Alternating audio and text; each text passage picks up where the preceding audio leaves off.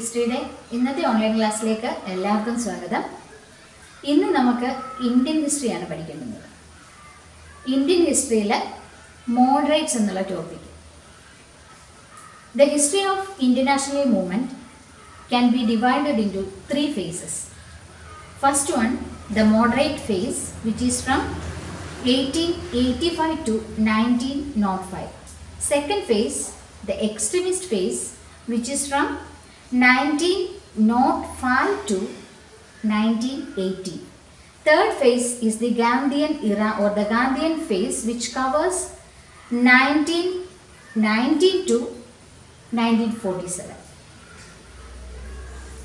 അപ്പോൾ മോഡറേറ്റ്സുമായിട്ട് ബന്ധപ്പെട്ടിട്ടുള്ള ഡീറ്റെയിൽസ്, അതായത് who were moderates, the method of action of moderates, the demands of moderates, achievements of moderates, criticism against moderates, official attitude towards moderates or the attitude of the British government towards moderates, and finally their achievements, their failures, and the prominent leaders among the moderates.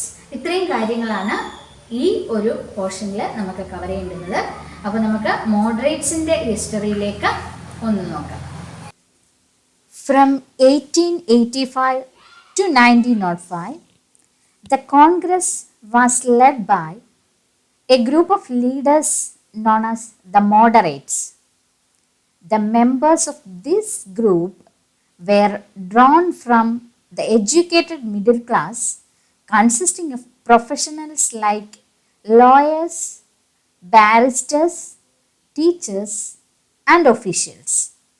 Many of them were educated in England and felt that the British intended to be just to Indians, but they were unaware of the true state of affairs in India.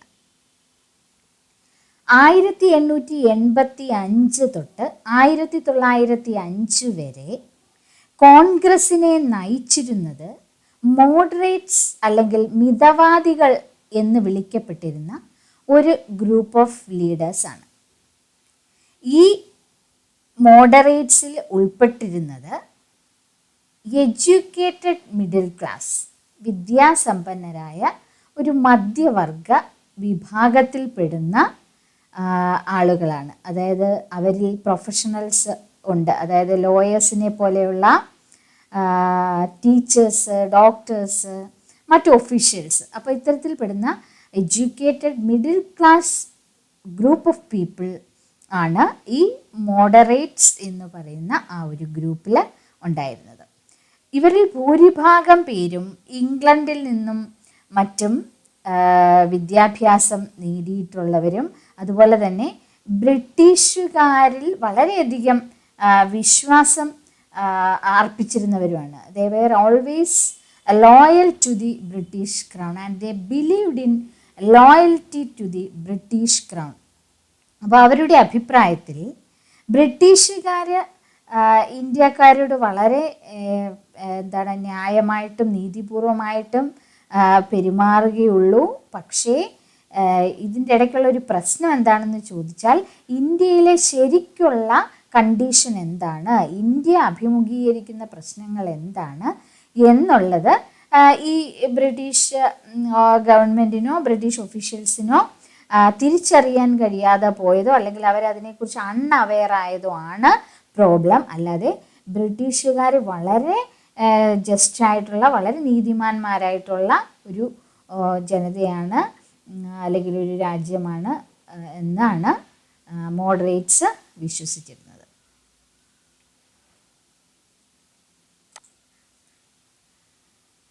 എന്തൊക്കെയാണ് moderates നടത്തിയ demands, അല്ലെങ്കിൽ എന്തൊക്കെ demands ആണ് British ഗവൺമെൻറ്റിനോട് moderates നടത്തിയിരുന്നത്?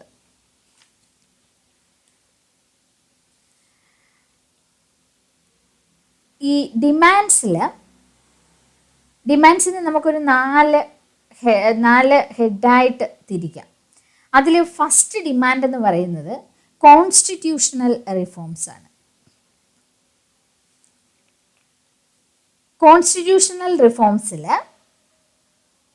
Moderates ആവശ്യപ്പെട്ടിരുന്നത് they wanted a larger share in the government of the country. അതായത് ഭരണത്തിൽ ഇന്ത്യൻസിനും ഒരു ലാർജർ ഷെയർ ഉണ്ടായിരിക്കണം എന്നുള്ളതായിരുന്നു അവരുടെ ഒരു പ്രധാനപ്പെട്ട ഡിമാൻഡ് എന്ന് പറയുന്നത്. They believed that India should gradually move towards democratic self-government.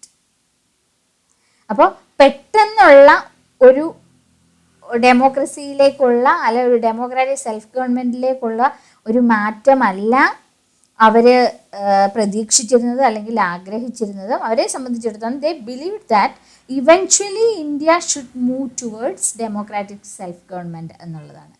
സാവധാനം ഇന്ത്യ ആ ഒരു സ്റ്റേജിലേക്ക് ചെന്നെത്തും എന്നുള്ളതാണ്. However they did not ask for immediate achievement of their goal as they feared that the government would suppress their activities. ഗവൺമെൻറ്റിൻ്റെ ഭാഗത്ത് നിന്ന് ഒരു സപ്രഷൻ അല്ലെങ്കിൽ അടിച്ചമർത്തൽ ഉണ്ടായേക്കുമോ എന്നുള്ളൊരു ഭയം ഉള്ളിലുണ്ടായിരുന്നത് കൊണ്ട് തന്നെ അവരൊരിക്കലും തങ്ങളുടെ ആവശ്യം പെട്ടെന്ന് സാധിച്ച് കിട്ടണം എന്ന് ആവശ്യപ്പെട്ടിരുന്നില്ല. അതിന് പകരം എന്താണ്, സ്റ്റെപ്പ് ബൈ സ്റ്റെപ്പായിട്ടുള്ള ഗ്രാജുവൽ ആയിട്ടുള്ള ഒരു democratic self governmental form of അഡ്മിനിസ്ട്രേഷനിലേക്കുള്ള ഒരു പോക്കാണ് അവർ പ്രതീക്ഷിച്ചതും ആവശ്യപ്പെട്ടതും. So they therefore aimed at winning freedom through a gradual process. രണ്ടാമത്തെ ഡിമാൻഡ് എന്ന് പറയുന്നത് ഈ എക്കണോമിക് റിഫോംസ് ആണ്. They demanded a reduction in land revenue and protection of peasants, development of banking and industrial growth through trade protection. അപ്പോൾ economic issues raise ചെയ്യുകയാണ് ഈ ഒരു economic reforms കൊണ്ട് അവരാവശ്യപ്പെട്ടത്. അതായത് ഇന്ത്യ അഭിമുഖീകരിച്ചുകൊണ്ടിരിക്കുന്ന സാമ്പത്തികമായിട്ടുള്ള പ്രശ്നങ്ങൾ ചൂണ്ടിക്കാണിക്കുകയും അതിനൊരു പരിഹാരം വേണമെന്ന് ആവശ്യപ്പെടുകയും. അപ്പോൾ പെസൻസും മറ്റും അഭിമുഖീകരിച്ചുകൊണ്ടിരിക്കുന്ന ഒരു പ്രശ്നമാണ് ഉയർന്ന ടാക്സ് എന്ന് പറയുന്നത്, ലാൻഡ് റവന്യൂ എന്ന് പറയുന്നത്. അപ്പോൾ ആ ലാൻഡ് റവന്യൂവിൻ്റെ റിഡക്ഷൻ അത് കുറയ്ക്കുക, അതുപോലെ തന്നെ കർഷകരെ പ്രൊട്ടക്റ്റ് ചെയ്യത്തക്ക രീതിയിലുള്ള എക്കണോമിക് റിഫോംസ് കൊണ്ടുവരിക, സാമ്പത്തിക പരിഷ്കാരങ്ങൾ കൊണ്ടുവരിക. അതുപോലെ തന്നെ ബാങ്കിങ് മേഖലയിലും പിന്നെ ബാങ്കിങ് മേഖലയിൽ ആവശ്യമായിട്ടുള്ള ഡെവലപ്മെൻറ്റൽ മെഷേഴ്സ് ഉറപ്പുവരുത്തുക, ഇൻഡസ്ട്രിയൽ ഗ്രോത്ത് ഉറപ്പുവരുത്തുക, വ്യാവസായികമായ വളർച്ച ഉറപ്പുവരുത്തുക, അതുവഴി വാണിജ്യ പ്രൊട്ടക്ഷൻ, ഒരു ട്രേഡ് പ്രൊട്ടക്ഷൻ പിന്നെ ഉറപ്പുവരുത്തുക എന്നുള്ളതാണ് അവർ രണ്ടാമതായിട്ട് ആവശ്യപ്പെട്ടത്. സോ ഫസ്റ്റ് ഡിമാൻഡ് എന്ന് പറയുന്നത് കോൺസ്റ്റിറ്റ്യൂഷണൽ റിഫോംസ് ആണ്. രണ്ടാമത്തേതെന്ന് പറയുന്നത് എക്കണോമിക് റിഫോംസ് ആണ്. മൂന്നാമത്തെ ഡിമാൻഡ് എന്ന് പറയുന്നത് അഡ്മിനിസ്ട്രേറ്റീവ് ഡിമാൻഡ്സ് ആണ്. The moderates made the following demands in the administrative sphere, that they demanded Indianization of services through simultaneous ICS examination in India and England. ഇന്ത്യയിലും ഇംഗ്ലണ്ടിലും ഒരേപോലെ ICS examinations നടത്തണം എന്നുള്ളതാണ്. ICS exam എന്ന് പറഞ്ഞാൽ Indian civil service examinations. അപ്പോൾ അത് സാധാരണഗതിയിൽ ഇംഗ്ലണ്ടിൽ വെച്ചാണ് ഈ എക്സാം നടത്തുക. അപ്പോൾ അത് അങ്ങനെ പോരാ, ഇന്ത്യയിൽ വെച്ചും ഇംഗ്ലണ്ടിൽ വെച്ചും ഒരേപോലെ ഈ എക്സാം നടത്തണമെന്നും അതുപോലെ തന്നെ കൂടുതൽ ഇന്ത്യൻസിന് ഈ സർവീസിലേക്ക് വരാനുള്ള ഒരു സാഹചര്യം ഒരുക്കണമെന്നും അവർ ഡിമാൻഡ് ചെയ്യുകയുണ്ടായി. Then complete separation of the executive and the judiciary. എക്സിക്യൂട്ടീവിനെയും ജുഡീഷ്യറിയെയും തമ്മിൽ വേർതിരിക്കണം എന്നുള്ളതായിരുന്നു അവരുടെ അടുത്ത ആവശ്യം എന്ന് പറയുന്നത്. They made this demand to protect Indians from the arbitrary acts of the police and the bureaucracy.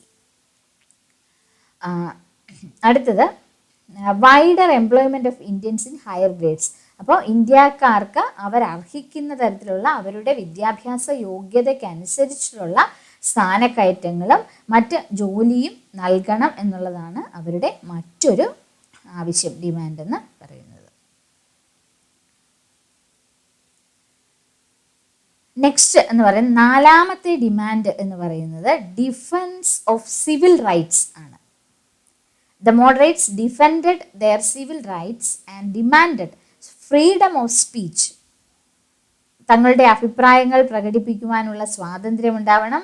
അതുപോലെ തന്നെ പ്രസ്സിന് മറ്റു മാധ്യമങ്ങളെ അവരുടെ വാർത്തകൾ പ്രസിദ്ധീകരിക്കുന്നതിനും അല്ലെങ്കിൽ ഈ പറഞ്ഞ പോലെയുള്ള ഒരു റെസ്ട്രിക്ഷൻസ് ഇല്ലാതെ അവർക്ക് പ്രവർത്തിക്കുന്നതിനുള്ള ഒരു സാഹചര്യം ഉണ്ടാകണമെന്നും അതുപോലെ തന്നെ മറ്റ് അസോസിയേഷൻസ് ആൻഡ് ഓർഗനൈസേഷൻസിൻ്റെ പ്രവർത്തനങ്ങൾ സ്മൂത്തായിട്ട് കൊണ്ടുപോകുന്നതിനുള്ള ഒരു സാഹചര്യം രാജ്യത്ത് നിലവിൽ വരുത്തണമെന്നുമുള്ള ഒരു ആവശ്യമാണ് തൊട്ടടുത്തതായിട്ട് അവർ പറഞ്ഞത്. അതായത് defence of civil rights. The moderates defended the civil rights whenever the British government tried to curtail them. അപ്പോൾ എപ്പോഴാണോ ബ്രിട്ടീഷ് ഗവൺമെൻറ് ഈ പൗരാവകാശത്തെ കർട്ടെയിൽ ചെയ്യാൻ അല്ലെങ്കിൽ ഇല്ലാതെയാക്കാൻ അടിച്ചമർത്താൻ നോക്കിയത്, അപ്പോഴൊക്കെ മോഡറേറ്റ്സ് ഈ സിവിൽ റൈറ്റ്സിന് വേണ്ടിയിട്ട് അതിനെ ഡിഫെൻഡ് ചെയ്തിട്ട് സംസാരിച്ചിട്ടുണ്ട്. In fact, it was because of the political work done by the moderates that democratic ideas began to take root among Indians. അപ്പോൾ മോഡറേറ്റ്സിൻ്റെ ഈ ഒരു പൊളിറ്റിക്കൽ വർക്ക് കൊണ്ട് തന്നെയാണ് ഇന്ത്യൻസിനിടയിൽ ഡെമോക്രാറ്റിക് ആശയങ്ങൾ, ജനാധിപത്യപരമായിട്ടുള്ള ആശയങ്ങൾ അല്ലെങ്കിൽ ഡെമോക്രാറ്റിക് ഐഡിയാസ് വേരൂന്നാൻ തുടങ്ങിയത് തന്നെ ഈ മോഡറേറ്റ്സ് തുടങ്ങി വെച്ച ഈ ഒരു പൊളിറ്റിക്കൽ വർക്ക് കൊണ്ട് തന്നെ ആണ്.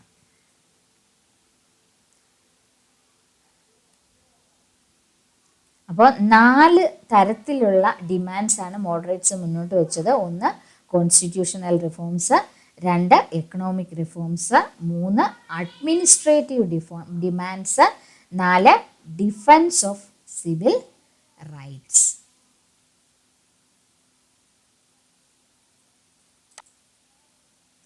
ഇനി എന്തൊക്കെയായിരുന്നു മോഡറേറ്റ്സിൻ്റെ മെത്തേഡ്സ്, ഏത് രീതിയിലാണ് ഇവർ പ്രവർത്തനങ്ങൾ മുന്നോട്ട് കൊണ്ടുപോയത്, അവരുടെ മെത്തേഡ് ഓഫ് പ്രൊപ്പഗൻഡ എങ്ങനെയായിരുന്നു, മെത്തേഡ് ഓഫ് ആക്ഷൻ എങ്ങനെയായിരുന്നു എന്നുള്ളതാണ്.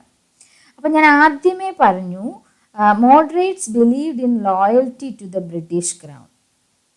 The moderates had faith in the sense of justice, fair play, honesty and integrity of the British. ബ്രിട്ടീഷുകാരിൽ ഒരു അന്ധമായിട്ടുള്ളൊരു വിശ്വാസം തന്നെ ഉണ്ടായിരുന്നു മോഡറേറ്റ്സിന് എന്ന് പറയാം.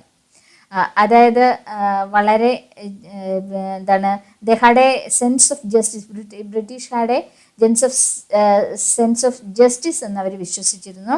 അതുപോലെ തന്നെ ഇന്ത്യൻസിനോട് വളരെ ഹോണസ്റ്റായിട്ടും വളരെ നീതിപൂർവമായിട്ടും മാത്രമേ അവർ പെരുമാറുള്ളൂ എന്നായിരുന്നു മോഡറേറ്റ്സിൻ്റെ ഒരു വിശ്വാസം.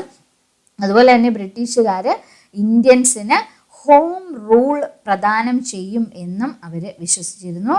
അതുപോലെ തന്നെ ബ്രിട്ടീഷുകാരുടെ ഭരണം കൊണ്ട് ഇന്ത്യക്ക് ധാരാളം ബെനിഫിറ്റ്സേ ഉണ്ടാവുകയുള്ളൂ എന്നായിരുന്നു അവർ വിശ്വസിച്ചിരുന്നത്. പോരാത്തതിന് ഈ കാലഘട്ടത്തിലാണ് സതി പോലെ, അൺടച്ചബിലിറ്റി പോലെ, ചൈൽഡ് മാരേജ് പോലെയുള്ള സോഷ്യൽ ഈവിൾസ് ഒക്കെ തന്നെ ബ്രിട്ടീഷ് ഭരണകൂടം നിയമം മുഖേന നിർത്തലാക്കിയത്, അബോളിഷ് ചെയ്തത്. അപ്പോൾ ഇതൊക്കെ കൊണ്ട് തന്നെ ബ്രിട്ടീഷ് ഭരണം കൊണ്ട് ഇന്ത്യയിൽ ധാരാളം ഗുണഫലങ്ങൾ ഉണ്ടാവും, ബെനിഫിറ്റ്സ് ഉണ്ടാവും എന്നവർ വിശ്വസിച്ചിരുന്നു. And they were of the opinion that Britain would help Indians govern themselves according to Western standards. അപ്പോൾ വെസ്റ്റേൺ സ്റ്റാൻഡേർഡ് അനുസരിച്ച് ഇന്ത്യക്കാരെ സ്വയം ഭരണത്തിന് പ്രിപ്പയർ ചെയ്യാൻ, ഹെൽപ്പ് ചെയ്യാൻ ഈ ബ്രിട്ടൻ്റെ ഭരണം അല്ലെങ്കിൽ ബ്രിട്ടീഷ് ഗവൺമെൻറ്റിൻ്റെ ഭരണം കൊണ്ട് സാധിക്കും എന്ന ഒരു ഒപ്പീനിയൻ കൂടി മോഡറേറ്റ്സിനുണ്ടായിരുന്നു. And they said that the main obstacle in India's progress was social and economic backwardness of Indians and not the British colonial rule. അപ്പോൾ ബ്രിട്ടീഷ് കൊളോണിയൽ റൂൾ അല്ല ഇന്ത്യയുടെ പിന്നോക്കാവസ്ഥയ്ക്കുള്ള അല്ലെങ്കിൽ ഇന്ത്യയുടെ വികസനത്തിനുള്ള തടസ്സം എന്ന് പറയുന്നത്. പകരം എന്താണെന്നാണ് മോഡറേറ്റ്സ് വിശ്വസിച്ചിരുന്നത്? Social and economic backwardness of Indians ആണ്. ഇന്ത്യക്കാരുടെ സാമൂഹികവും സാമ്പത്തികവുമായ പിന്നോക്കാവസ്ഥയാണ് ഇപ്പോഴുള്ള ഇന്ത്യയുടെ പ്രശ്നങ്ങൾക്കെല്ലാം കാരണം, അല്ലാതെ ബ്രിട്ടീഷ് കൊളോണിയൽ റൂൾ അല്ല എന്നാണ് മോഡറേറ്റ്സ് വിശ്വസിച്ചിരുന്നത്.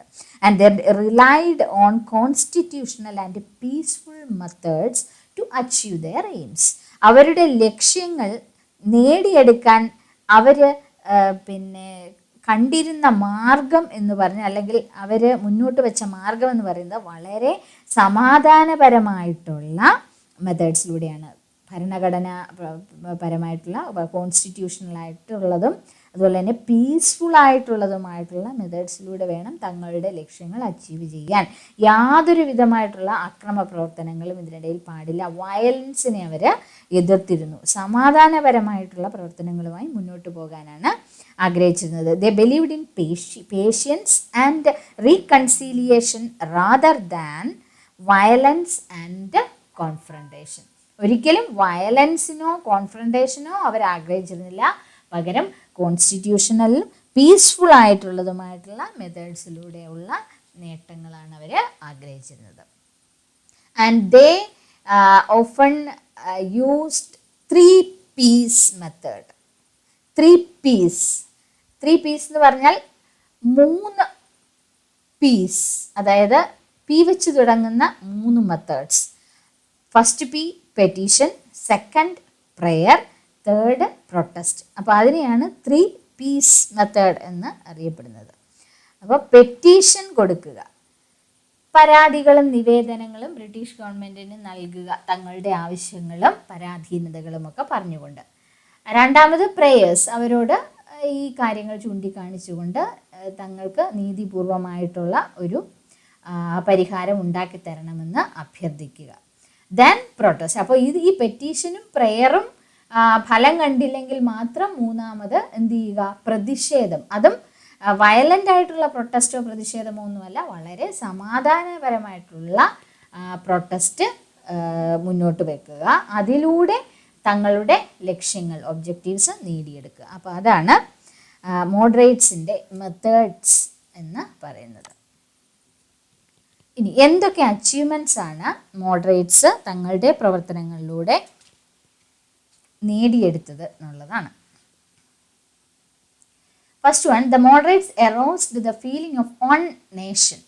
ഒരൊറ്റ രാജ്യം എന്നുള്ള, ഇന്ത്യ എന്ന ഒരൊറ്റ രാജ്യം, ഒരൊറ്റ നേഷൻ, ഒരൊറ്റ നമ്മൾ ഇന്ത്യക്കാർ എന്നുള്ള ഒരു ഫീലിംഗ്, അത് ജനങ്ങളിൽ വളർത്തിയെടുക്കാൻ മോഡറേറ്റ്സിനെ കൊണ്ട് സാധിച്ചു എന്നുള്ളതാണ് അവരുടെ ഒരു ഏറ്റവും വലിയ അച്ചീവ്മെൻറ്റ്. രണ്ടാമത്തത്, the trained Indians in the art of political work.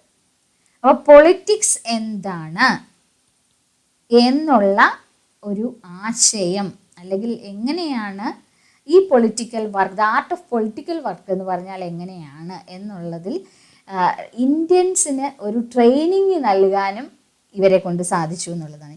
എന്തുകൊണ്ടാണ് മോഡറേറ്റ്സിനെ ആ പേരിൽ മോഡറേറ്റ്സ് എന്ന് വിളിക്കുന്നതെന്ന് പറഞ്ഞാൽ അതിനുമുണ്ട് ഒരു കാരണം എന്ന് പറയുന്നത്, because they were staunch believers in open minded and moderate politics. അവരുടെ പൊളിറ്റിക്കൽ വർക്ക് എന്ന് പറഞ്ഞാൽ മോഡറേറ്റ് ആണ്. അപ്പോൾ അത് ആ പൊളിറ്റിക്സിന് ഒരു അതിർത്തിയുണ്ട്, ഒരു ലിമിറ്റ് ഉണ്ട്. ഒരിക്കലും അവരുടെ ആ മോഡറേറ്റിസം വിട്ട് അവർ ഇല്ല എന്നുള്ളതാണ്. അവരൊരിക്കലും ഒരു റെവല്യൂഷണറി മോഡ് ഓഫ് ആക്ഷനിലേക്ക് പോയിട്ടില്ല, വയലൻ്റ് ആയിട്ടുള്ള ഒരു ആക്ടിവിറ്റിയിലേക്ക് കടന്നിട്ടില്ല. പകരം they were staunch believers in open minded and moderate politics. അപ്പോൾ ആ ഒരു ആർട്ട് ഓഫ് പൊളിറ്റിക്കൽ വർക്കിൽ ഇന്ത്യൻസിന് ട്രെയിനിങ് നൽകാനും മോഡറേറ്റ്സിന് സാധിച്ചു എന്നുള്ളതാണ്. They exposed the true nature of the British rule in India. British ഭരണത്തിൻ്റെ സ്വഭാവം, ഇന്ത്യയിൽ എന്താണ് ഈ ബ്രിട്ടീഷ് റൂളിൻ്റെ നേച്ചർ, ശരിക്കുള്ളത് നേച്ചർ എന്താണെന്നുള്ളത് പെതുക്കെ ഇന്ത്യൻസിന് മനസ്സിലാക്കി കൊടുക്കാൻ മോഡറേറ്റ്സിന് സാധിച്ചു. അപ്പോൾ ആദ്യമൊക്കെ മോഡറേറ്റ്സ് വിശ്വസിച്ചിരുന്നത് ബ്രിട്ടീഷുകാരിൽ നിന്ന് നമുക്ക് നീതിയും ന്യായവും പ്രതീക്ഷിക്കാം, അവർ നമുക്ക് ഹോം റൂൾ തരും, പിന്നെ അതുപോലെ സെൽഫ് ഗവേണിങ് പിന്നെ ഓപ്പർച്യൂണിറ്റീസ് തരും എന്നൊക്കെ ഉള്ളതായിരുന്നു വിശ്വാസം. പക്ഷേ പതുക്കെ മോഡറേറ്റ്സിന് മനസ്സിലാകാൻ തുടങ്ങി ബ്രിട്ടീഷ് റൂള് എന്ന് പറയുന്നത് സെൽഫ് സെൻറ്റേർഡ് ആണ്. ബ്രിട്ടീഷ് ഗവൺമെൻറ് അവരുടെ താല്പര്യങ്ങൾ സംരക്ഷിക്കുന്നതിന് വേണ്ടി മാത്രമാണ് ശ്രദ്ധ കേന്ദ്രീകരിക്കുന്നത്, ഇന്ത്യൻസിൻ്റെ വെൽഫെയറിനല്ല എന്ന് മനസ്സിലാക്കാൻ തുടങ്ങുകയും അത് ഇന്ത്യൻ ജനതയ്ക്ക് മനസ്സിലാക്കി കൊടുക്കുകയും ചെയ്തു. So they exposed the true nature of British rule in India to the Indians. Fourth one, they pressurized the British government to introduce certain reforms like the appointment of a public service commission, holding of ICS examination simultaneously in London and India, and appointment of the Welby Commission on Indian expenditure. അപ്പോൾ അടുത്തതായിട്ട് അവർ ചെയ്തത് British ഗവൺമെൻറ്റിനെ pressurise ചെയ്യുക അല്ലെങ്കിൽ സമ്മർദ്ദം ചെലുത്തുക ഗവൺമെൻറ്റിൽ. അതായത് public service കമ്മീഷനെ അപ്പോയിൻ്റ് ചെയ്യുന്നതിലും അതുപോലെ തന്നെ ICS examination, Indian civil service examination ഇന്ത്യയിലും ലണ്ടനിലും ഇംഗ്ലണ്ടിലും വെച്ച് ഒരുപോലെ രണ്ടിടത്തും വെച്ച് നടത്തണമെന്നും ഇന്ത്യൻസിനും കൂടി ധാരാളം അവസരങ്ങൾ പ്രദാനം ചെയ്യണമെന്നും അതുപോലെ തന്നെ ഇന്ത്യൻ എക്സ്പെൻഡിച്ചർ, അതായത് എക്സ്പെൻഡിച്ചർ കുറയ്ക്കുന്നതിന് വേണ്ടിയിട്ട് ഒരു കമ്മീഷനെ അപ്പോയിൻ്റ് ചെയ്യണം എന്നുള്ളതും അവരുടെ ഡിമാൻഡ്സ് ആയിരുന്നു. അപ്പോൾ ആ ഒരു മേഖലകളിലൊക്കെ ബ്രിട്ടീഷ് ഗവൺമെൻറ്റിന് മേൽ സമ്മർദ്ദം ചെലുത്തുന്നതിനും വേണ്ട നടപടികളും മാറ്റങ്ങളും ഉണ്ടാക്കുന്നതിനും മോഡറേറ്റ്സിനെ കൊണ്ട് സാധിച്ചിട്ടുണ്ട് എന്നുള്ളതാണ് അടുത്ത അച്ചീവ്മെൻ്റ് എന്ന് പറയുന്നത്. അപ്പോൾ ചുരുക്കത്തിൽ പറഞ്ഞാൽ മോഡറേറ്റ്സിൻ്റെ അച്ചീവ്മെൻറ്റ്സ് എന്ന് പറയുന്നത്, first one, the moderates created national awakening. The moderates created national awakening among people that they belonged to one common country, India. അപ്പോൾ നാഷണൽ അവേക്കനിങ് ഉണ്ടാക്കി ക്രിയേറ്റ് ചെയ്തു എന്നുള്ളത് ഒരു achievement. And the moderates trained people in പൊളിറ്റിക്സിൽ ജനങ്ങൾക്ക് training നൽകുക by popularising the ideas of democracy, civil liberties, secularism and nationalism. Then they did a pioneering work by exposing the true nature of the British rule in India, and they made the people realize the economic content and character of British imperialism. And by doing so, they weakened the foundations of the British rule in India. Fourth one, their political and economic programs established the truth that India must be ruled in the interest of the Indians. India എപ്പോഴും ഇന്ത്യൻസിൻ്റെ interest, അപ്പോൾ Indian ജനതയുടെ താല്പര്യങ്ങൾക്കനുസരിച്ച് വേണം India ഭരിക്കപ്പെടാൻ അല്ലെങ്കിൽ ഇന്ത്യയിലെ ഭരണം നടക്കാൻ എന്ന സത്യം പൊളിറ്റിക്കലിയും എക്കണോമിക്കലിയും എസ്റ്റാബ്ലിഷ് ചെയ്യാൻ അവരെ കൊണ്ട് സാധിച്ചു. അതൊരു അച്ചീവ്മെൻ്റ് ആണ്. Then the fifth achievement is the efforts of the moderates led to reforms like the appointment of public service commission in 1886. 1886 public service കമ്മീഷനെ അപ്പോയിൻറ്റ് ചെയ്യാൻ ഇവരുടെ പ്രവർത്തനങ്ങൾ കൊണ്ട് സാധിക്കുകയുണ്ടായി. അതുപോലെ രണ്ടാമത്തേതെന്ന് പറഞ്ഞത് a resolution of the House of Commons 1893. 1893 House of കോമൺസിലെ റെസൊല്യൂഷൻ കൊണ്ട് ഈ ലണ്ടനിലും ഇന്ത്യയിലും ഒരുപോലെ സൈമൾട്ടേനിയസ് ആയിട്ട് ICS എക്സാമിനേഷൻ നടത്തുന്നതിനാവശ്യമായിട്ടുള്ള നടപടികൾ സ്വീകരിക്കാൻ അവരെ കൊണ്ട് സാധിച്ചു. മൂന്നാമത്തത് appointment of the Welby commission on Indian expenditure, അത് 1895 1895 വെൽബി കമ്മീഷനെ ഇന്ത്യൻ എക്സ്പെൻഡിച്ചറിൻ്റെ കാര്യങ്ങൾ അന്വേഷിക്കുന്നതിന് വേണ്ടിയിട്ടും അത് കട്ട് ഷോർട്ട് ചെയ്യുന്നതിന് വേണ്ടിയിട്ടും അപ്പോയിൻറ്റ് ചെയ്യാൻ സാധിച്ചു. 1892 ഇന്ത്യൻ കൗൺസിൽസ് ആക്ട് കൊണ്ടുവരാൻ ഇവരുടെ പ്രവർത്തനങ്ങൾ കൊണ്ട് സാധിച്ചു. 1892 ഇന്ത്യൻ കൗൺസിൽസ് ആക്ട്. അപ്പോൾ ഇത്രയുമൊക്കെ എഫേർട്സ് അല്ലെങ്കിൽ ഇത്രയുമൊക്കെ റിഫോംസ് മോഡറേറ്റ്സിൻ്റെ എഫേർട്ട് കൊണ്ടാണ് ഉണ്ടായിട്ടുള്ളത്. അപ്പം these achievements of the moderates served as A base for the national movement in later years.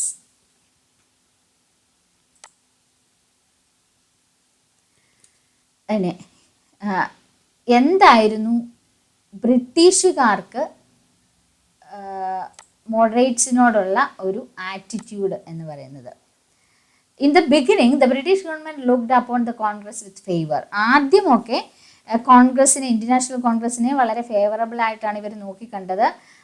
നമ്മൾ കഴിഞ്ഞ പോർഷൻ, അതായത് പൊളിറ്റിക്കൽ അസോസിയേഷൻ്റെ ഫോർമേഷൻ്റെ കാര്യം പറഞ്ഞപ്പോൾ, അല്ലെങ്കിൽ ഇൻ്റർനാഷണൽ കോൺഗ്രസിൻ്റെ ബർത്തിൻ്റെ കാര്യം പറഞ്ഞപ്പോൾ പറഞ്ഞതാണ്, ഒരു സേഫ്റ്റി വാൾവ് പോലെയാണ് ഇൻ്റർനാഷണൽ കോൺഗ്രസിൻ്റെ ഫോർമേഷനെ അവർ നോക്കിക്കണ്ടത്. കാര്യം ബ്രിട്ടീഷ് ഭരണത്തിന് എതിരെ വരുന്ന പിന്നെ ജനങ്ങളുടെ അതൃപ്തിയോ അല്ലെങ്കിൽ ജനങ്ങളുടെ പ്രക്ഷോഭങ്ങളോ പ്രതിഷേധങ്ങളോ ഒക്കെ തടഞ്ഞു നിർത്താൻ ആവശ്യമായിട്ടുള്ള ഒരു സേഫ്റ്റി വാൽവ് എന്നുള്ള നിലയ്ക്കാണ് ഇവർ പിന്നെ ഇൻ്റർനാഷണൽ കോൺഗ്രസിനെ കണ്ടിരുന്നത്. അതുവഴി പ്രശ്നങ്ങൾ സോൾവ് ചെയ്യാം, ലഘൂകരിക്കാം എന്നുള്ള ഒരു ഐഡിയ ആയിരുന്നു അവർക്കുണ്ടായിരുന്നത്. പക്ഷേ അങ്ങനെയല്ല കാര്യങ്ങൾ എന്നവർക്ക് പിന്നീട് മനസ്സിലാവുകയും അവർ ക്രമേണ ഈ കോൺഗ്രസിനെതിരെ അല്ലെങ്കിൽ മോഡറേറ്റ്സിനെതിരെ തിരിയുകയുമാണ് ഉണ്ടായത്. The British officials later began to criticise the Congress. Criticise ചെയ്യാൻ ആരംഭിച്ചു. And condemned its leaders as disloyal babus. അപ്പോൾ ഇന്ത്യൻസ് എന്ന് പറഞ്ഞാൽ ഡിസ്ലോയൽ ആണ്, വിശ്വസിക്കാൻ കൊള്ളാത്തവരാണ് എന്നുള്ള രീതിയിലുള്ള ഒരു ക്രിറ്റിസിസവും ബ്രിട്ടീഷ് ഒഫീഷ്യൽസിൻ്റെ ഭാഗത്തു നിന്ന് ഉണ്ടാവുകയുണ്ടായി. ഇനി ബ്രിട്ടീഷ് ഗവൺമെൻറ്റിൻ്റെ കീഴിൽ ജോബ് ചെയ്യുന്ന ആളുകൾക്ക്, ഗവൺമെൻറ് എംപ്ലോയീസിന് 1890 അവരെ ഈ പറഞ്ഞ പോലെയുള്ള കോൺഗ്രസിൻ്റെ മീറ്റിങ്ങുകളിൽ അറ്റൻഡ് ചെയ്യുന്നതിനോ അല്ലെങ്കിൽ അവരുമായി സഹകരിച്ച് പ്രവർത്തിക്കുന്നതിനോ ഉള്ള സ്വാതന്ത്ര്യം നിഷേധിക്കപ്പെട്ടു. അവർക്ക് 1890 മുതൽ ആ ഒരു അവകാശം നിഷേധിക്കപ്പെടുകയുണ്ട്. അപ്പോൾ ഇത്തരത്തിലുള്ളൊരു ആറ്റിറ്റ്യൂഡാണ് മോഡറേറ്റ്സിൻ്റെ നേരെ പിന്നെ ഗവൺമെൻറ്റിന് ഉണ്ടായിരുന്നത്. പിന്നെ മോഡറേറ്റ്സിനെ പറ്റിയുള്ള ഒരു ക്രിറ്റിസിസം എന്ന് പറയുന്നത് പൊതുവെ മോഡറേറ്റ്സിന് ഇടയ്ക്ക് തന്നെ ഒരു എതിരഭിപ്രായങ്ങൾ ഉരുത്തിരിഞ്ഞ് വരികയുണ്ടായ കാര്യം, മോഡറേറ്റ്സ് ഉപയോഗിക്കുന്ന മെത്തേഡ്സ് എന്ന് പറയുന്നത് simply they passing resolutions and sending petitions and all these methods are considered as inadequate. അപ്പോൾ ഇത്തരത്തിൽ റെസൊല്യൂഷൻസ് പാസ് ചെയ്യുകയും അതുപോലെ തന്നെ പെറ്റീഷൻ കൊടുക്കുകയും ചെയ്യുന്നത് കൊണ്ട് ഒരു കാര്യങ്ങളും നടക്കാൻ പോകുന്നില്ല, അല്ലെങ്കിൽ ഇത് വളരെ അപര്യാപ്തമായിട്ടുള്ള പ്രവർത്തനങ്ങളാണ് എന്നൊരു ക്രിറ്റിസിസം പൊതുവെ ജനങ്ങൾക്കിടയിൽ ഈ മോഡറേറ്റ്സിനെതിരെ ഉരുത്തിരിഞ്ഞ് വരികയുണ്ടായി. അതുപോലെ തന്നെ they failed to realize that British and Indian interest clashed with each other and Britain was using India's resources to increase its wealth. Britain ഇന്ത്യയെ ചൂഷണം ചെയ്യുകയാണെന്നും ഇന്ത്യയുടെ സമ്പത്ത് ഉപയോഗിച്ച്, വെൽത്ത് ഉപയോഗിച്ച് ബ്രിട്ടീഷുകാർ പിന്നെ അവരുടെ നേട്ടങ്ങൾക്ക് വേണ്ടിയിട്ട് ഉപയോഗിക്കുകയാണ്, അല്ലെങ്കിൽ അവരുടെ വെൽത്ത്, സമ്പത്ത് വർദ്ധിപ്പിക്കാൻ ഇന്ത്യൻ റിസോഴ്സസ് ഉപയോഗിക്കുകയാണ് എന്ന് മനസ്സിലാക്കാൻ മോഡറേറ്റ്സ് വളരെയധികം വൈകിപ്പോയി എന്നുള്ളതായിരുന്നു ഒരു വസ്തുത എന്ന് പറയുന്നത്.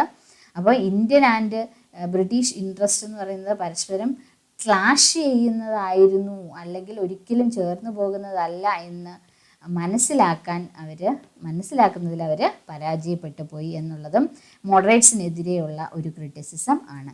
And third one, the early nationalist failed to draw the masses into the mainstream to the national movement.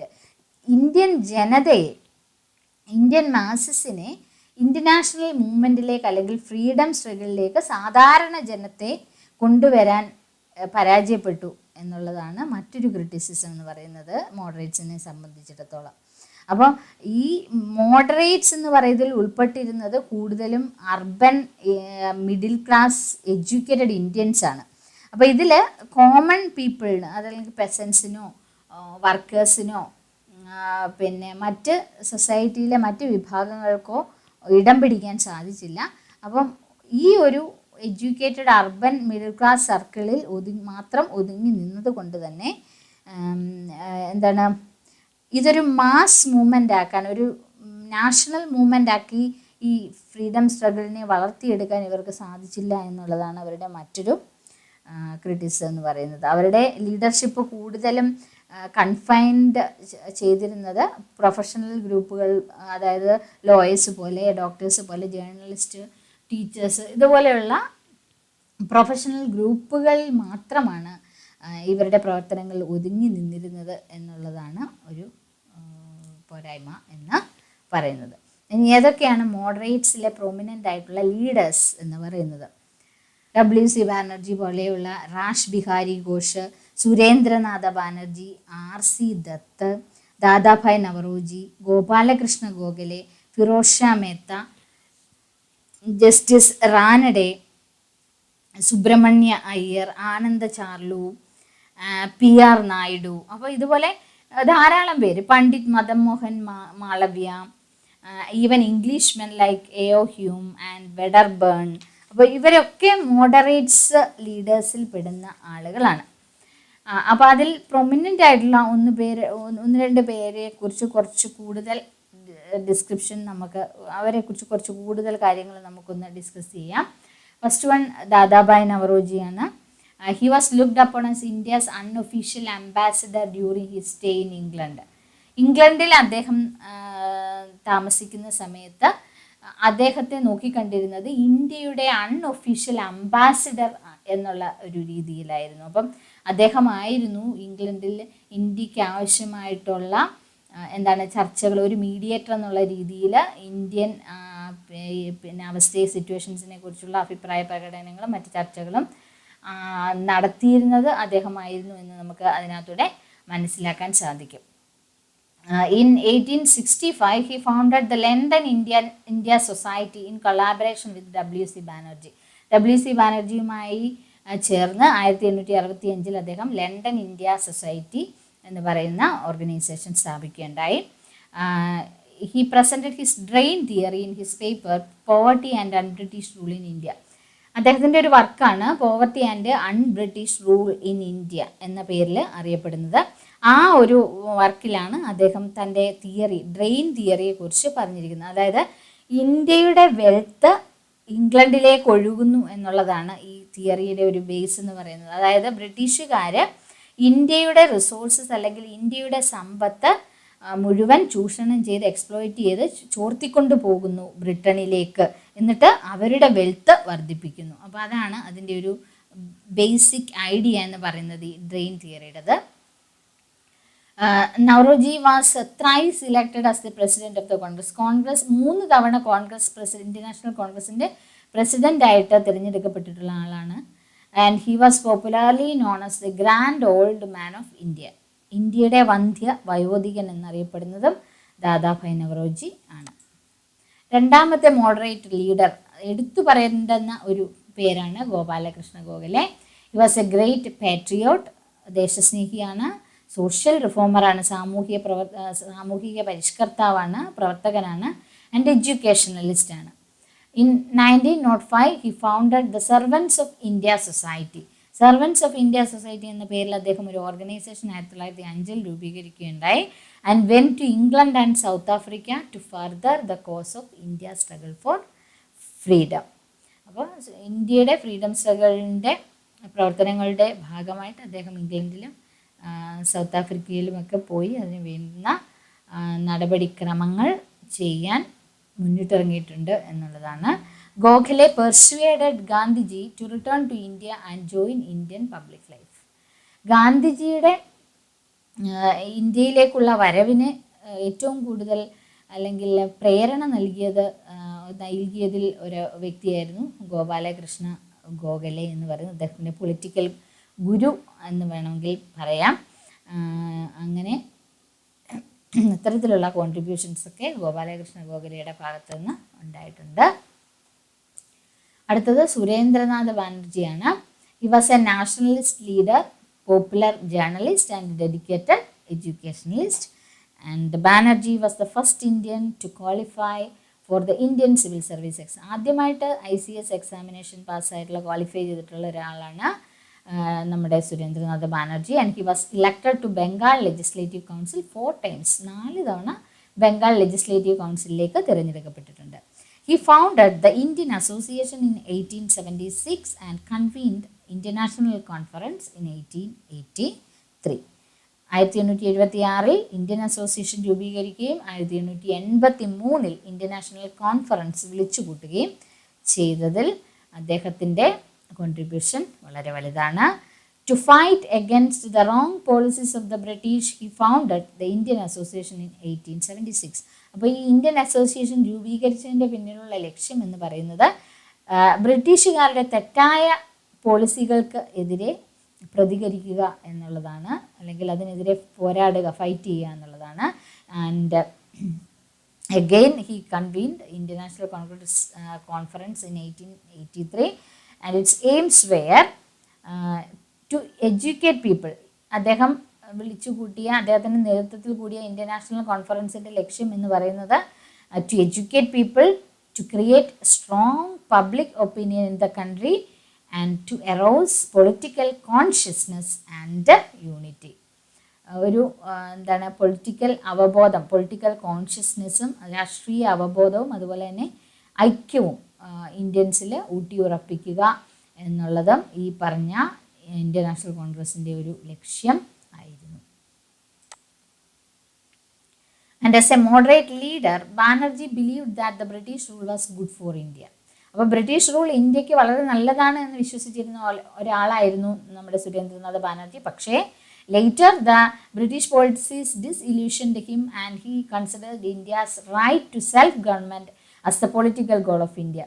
അപ്പോൾ പിന്നീട് അദ്ദേഹത്തിന് അതല്ല വാസ്തവം എന്ന് മനസ്സിലാവുകയും ഇന്ത്യയുടെ സെൽഫ് ഗവൺമെൻറ്റിന് വേണ്ടിയിട്ടുള്ള പോരാട്ടം അദ്ദേഹം ആരംഭിക്കുകയും ചെയ്തു എന്നുള്ളതാണ്. He advocated constitutional methods to achieve the goal of self-government for India. അപ്പോൾ സെൽഫ് ഗവൺമെൻറ് എന്ന് പറയുന്ന ലക്ഷ്യം അക്വയർ ചെയ്യാൻ അദ്ദേഹം പിന്നെ സ്വീകരിക്കാൻ ആവശ്യപ്പെട്ട നടപടി എന്ന് പറഞ്ഞാൽ കോൺസ്റ്റിറ്റ്യൂഷണൽ മെത്തേഡാണ്, പീസ്ഫുൾ മെത്തേഡ്സാണ്. He favoured the use of opposition where necessary and cooperation where possible. അപ്പോൾ എന്ന് പറഞ്ഞ് എന്താണ്, ഒപ്പോസിഷൻ അല്ലെങ്കിൽ പ്രതിഷേധം വേണ്ട എന്നല്ല, പൂർണ്ണമായും സഹകരിക്കുക എന്നല്ല അദ്ദേഹം ഉദ്ദേശിച്ചത്. ആവശ്യമുള്ളിടത്ത് പ്രതിഷേധിക്കുകയും ആവശ്യമുള്ളപ്പോൾ കോപ്പറേറ്റ് ചെയ്യുകയും സഹകരിക്കുകയും ചെയ്യുക എന്നുള്ളൊരു പോളിസിയായിരുന്നു അദ്ദേഹത്തിൻ്റേത്. He opposed the arms act, the vernacular press act, the lowering of age for appearing the ICS examination from 21 to 19 years. അപ്പോൾ ആംസ് ആക്ടിനെതിരെ, വെർണാക്കുലർ പ്രസ് ആക്ടിനെതിരെ, അതുപോലെ തന്നെ ICS എക്സാമിനേഷന് അപ്പിയർ ചെയ്യാനുള്ള പ്രായപരിധി 21 നിന്ന് 19 കുറയ്ക്കുന്നതിനെതിരെ, അതുപോലെ മിൻറ്റോ മോർലി റിഫോംസിനെതിരെ, പാർട്ടീഷൻ ഓഫ് ബംഗാൾ വിഭജനത്തിനെതിരെയും ഒക്കെ അദ്ദേഹം പ്രതിഷേധിക്കുകയുണ്ടായിട്ടുണ്ട്. അപ്പോൾ ഇന്നത്തെ ക്ലാസ് നമുക്ക് ഇവിടെ അവസാനിപ്പിക്കാം. ഇത് കുറച്ച് ലെങ്തി ആയിട്ടുള്ളൊരു ക്ലാസ്സാണ്, ഏതാണ്ട് 40 മിനിറ്റോളം ഉണ്ട് ഈ ക്ലാസ്. എല്ലാവരും ഇത് വളരെ ശ്രദ്ധിച്ച് കേൾക്കുക, നോട്ട്സ് തയ്യാറാക്കുക, പഠിക്കുക. ഷോർട്ട് ആൻസർ ആണെങ്കിലും ശരി, എസ്സേസിനാണെങ്കിലും ശരി, കോമൺ ആയിട്ട് വരാറുള്ള ഒരു ക്വസ്റ്റ്യനാണ് മോഡറേറ്റ്സിൻ്റെ ഫേസ് റിലേറ്റഡ് ക്വസ്റ്റ്യൻസ്. സോ ഇന്നത്തെ ക്ലാസ് നമുക്ക് ഇവിടെ അവസാനിപ്പിക്കാം. അടുത്ത ക്ലാസ്സിൽ മറ്റൊരു ടോപ്പിക്കുമായിട്ട് നമുക്ക് വീണ്ടും